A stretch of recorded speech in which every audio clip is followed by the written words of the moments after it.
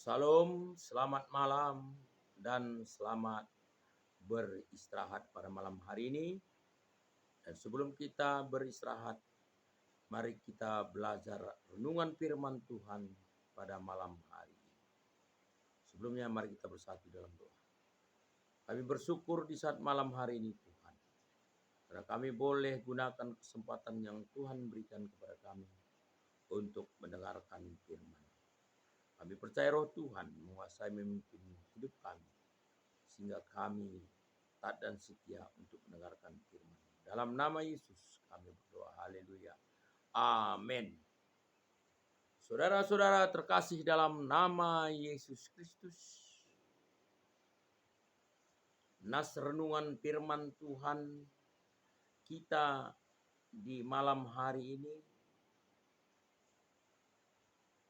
yang boleh menjadi pembelajaran kita, sehingga kita boleh melepaskan dari perhambaan dosa yang iblis menempelkan tubuh dosa ke dalam jiwa manusia. Maka pada malam hari ini kita ambil tema merdeka. Saudara-saudara kekasih dalam nama Yesus Kristus, merdeka kita tarik ke dalam Alkitab. Apa yang dimaksud merdeka menurut Alkitab? Merdeka berarti kita bebas dari perhambaan dosa yang dilakukan oleh iblis, Lucifer, yang sangat rajin sekali menempelkan tubuh dosa ke dalam jiwa manusia. Karena manusia terputus hubungannya dengan roh Tuhan, sehingga tubuh dosa ditempelkan ke dalam jiwa manusia. Supaya itu jangan terjadi dalam kehidupan saudara dan saya, mari kita belajar firman Tuhan, supaya iblis tidak dapat menempelkan tubuh dosa ke dalam jiwa saudara dan jiwa saya pada malam hari. Merdeka menurut Alkitab berarti roh saudara dan roh saya mengikatkan diri satu roh dengan Tuhan, atau roh kita di dalam Tuhan dan roh Tuhan di dalam kita, sehingga apa yang menjadi kehendak Tuhan dalam kehidupan kita itu boleh kita lakukan dalam keseharian kita, karena roh Tuhan memerintah jiwa kita dan jiwa kita memerintah tubuh kita sesuai dengan kehendak Tuhan.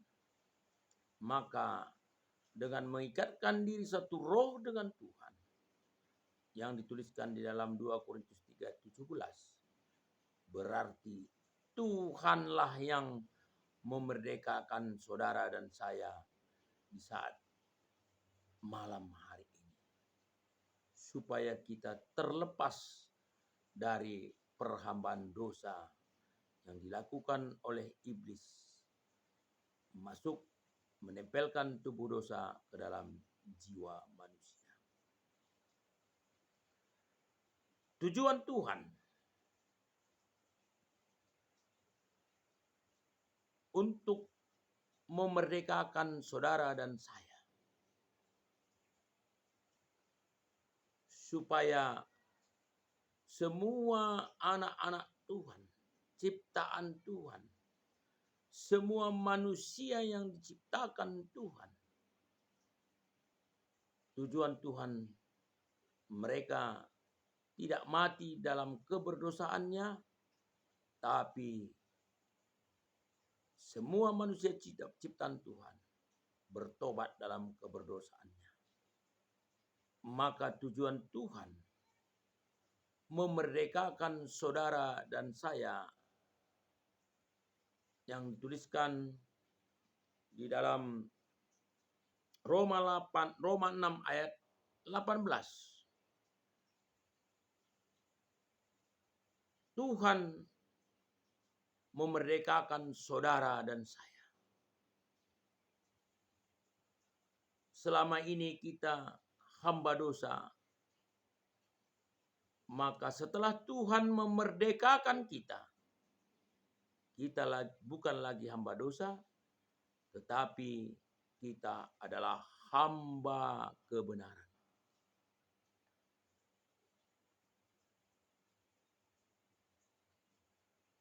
Kalau kita hamba kebenaran, berarti kita telah melakukan apa yang menjadi kehendak Tuhan di dalam kehidupan kita. Dampak kita manusia yang telah melakukan kebenaran, karena kebenaran itu adalah yang Tuhan empunya dan Tuhan miliki di dalam pribadi Allah itu sendiri. Kita lihat di dalam Yesaya 32 ayat 17. Yesaya 32 ayat 17. Di mana ada kebenaran, di situ ada tumbuh damai sejahtera. Dampak tumbuh damai sejahtera, ada ketenangan dan ketentraman sampai selama-lamanya. Inilah yang dituliskan oleh Yesaya 30 ayat 17. Di mana ada kebenaran itu, di situ ada damai sejahtera. Di mana ada damai sejahtera, tumbuh ketenangan dan ketentraman sampai selama-lamanya. Itu bisa kita buat contoh atau bisa kita lihat contoh dalam keseharian kita. Di mana kita melakukan kebenaran, di situ tumbuh damai sejahtera. Dan dampak damai sejahtera ada ketenangan dan ketentraman. Misal kita buat contohnya, ada di depan rumah kita ada jatuh orang naik kereta karena menabrak lubang. Kita membantu mereka, mengobati mereka, mengangkat mereka, sehingga mereka merasakan pertolongan dari kita, sehingga kita mengantarkan ke rumah orang tuanya.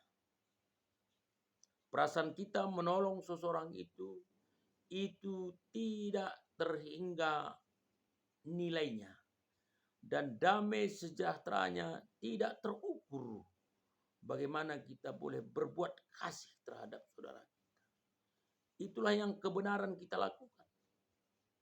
Bukan kita mencari keuntungan, jatuh dia kita mencari HP, mencari uang, mencuri keretanya. Tetapi kita selamatkan mereka. Kita bantu mereka. Kita nyatakan kebenaran itu. Maka di dalam kebenaran itu ada damai sejahtera. Ada ketentraman kita setelah kita membantu mengasihi saudara kita yang posisinya pada saat ini mengalami kesulitan. Dan damai sejahtera akan bertumbuh ketenangan dan ketentraman sampai selama-lamanya. Bagaimana contoh-contoh di Alkitab orang-orang yang melakukan kebenaran, sehingga mereka boleh merasakan sukacita melimpah, ketenangan, ketentraman sampai selama-lamanya. Kita lihat pendahulu-pendahulu kita, baik itu Rasul Paulus, Rasul Petrus, baik itu kita lihat bagaimana Sakyus yang bertobat, Daniel, bagaimana Yusuf yang menjadi raja di tanah Mesir. Banyak contoh-contoh di Alkitab yang merasakan sukacita dan ketentraman sampai selama-lamanya. Itu orang-orang yang melakukan kebenaran di dalam firman Tuhan. Maka kalau ini yang dilakukan di dalam keseharian kita,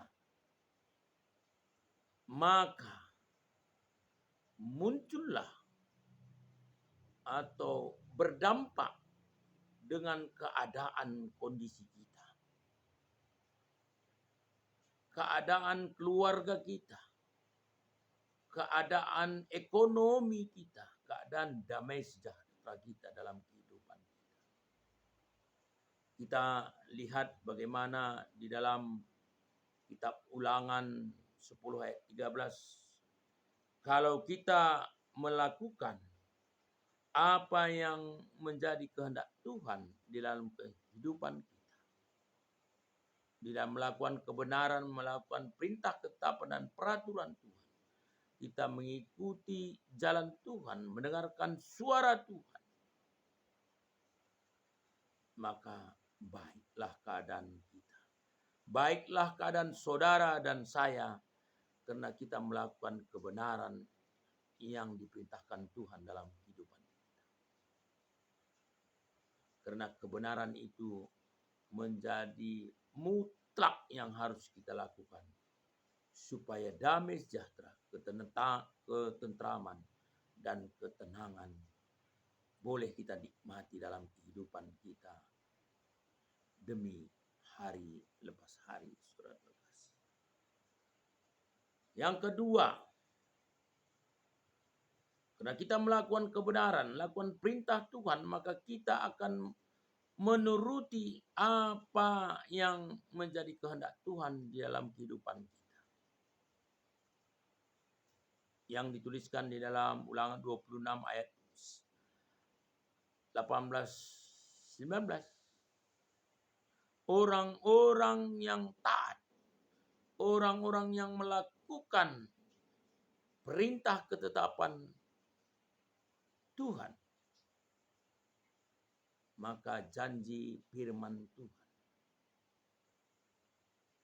maka saudara dan saya diangkat menjadi terpuji, terhormat, ternama di bumi ini, di dunia ini, seperti Yusuf yang diangkat Firaun di tanah Mesir, saudara kasih.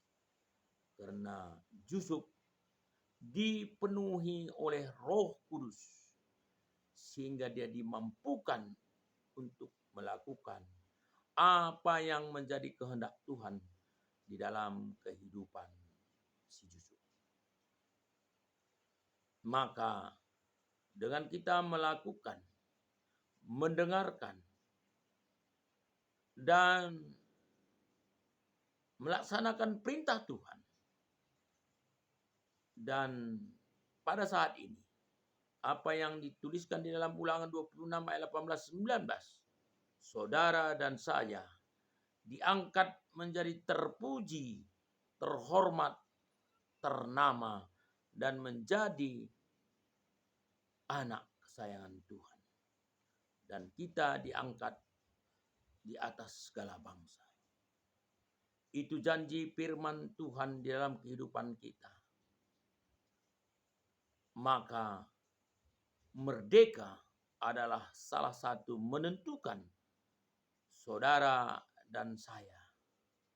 Merdeka di dalam Tuhan mengikatkan diri satu roh dengan Tuhan, yang memampukan saudara dan saya untuk melakukan perintah, ketetapan, dan peraturan Tuhan, supaya damai sejahtera, sukacita, ketenangan, dan ketentraman sampai selama-lamanya menjadi milik saudara dan saya pada hari ini. Sewaktu kita hidup di dunia ini, boleh kita nikmati suasana surga. Karena kita adalah hamba kebenaran, bukan lagi hamba dosa. Karena saudara dan saya telah dimerdekakan oleh Tuhan. Karena saudara dan saya adalah anak-anak Tuhan. Anak-anak Tuhan berarti ada roh Tuhan di dalam kehidupan saudara dan saya yang memerintah, menguasai kehidupan kita di dalam aktivitas kita hari lepas hari. Inilah firman Tuhan yang kita boleh sampaikan di saat malam hari ini. Kiranya Tuhan memberkati saudara dan saya. Dan setelah kita mendengarkan firman Tuhan, kita boleh lakukan dalam kehidupan kita, sehingga kita boleh mendapatkan pengalaman besar bersama Tuhan Yesus. Mari kita dukung channel ini, supaya kita mendapatkan renungan-renungan baru. Mari subscribe, like, komen, dan share. Inilah firman Tuhan yang kita sampaikan boleh di saat malam hari ini. Tuhan Yesus memberkati saudara dan saya. Haleluya. Amin. Mari kita berdoa. Terima kasih Tuhan atas kebenaran firman-Mu. Kami percaya firman-Mu yang kami dengar, yang kami pahami, kami boleh melakukannya, sehingga kami boleh Tuhan merasakan kebaikan, kemurahan Tuhan, belas kasihan Tuhan dalam kehidupan kami. Sehingga lahirlah pengalaman bersama Tuhan dalam kehidupan kami. Dalam nama Yesus Kristus kami berdoa, haleluya. Amin.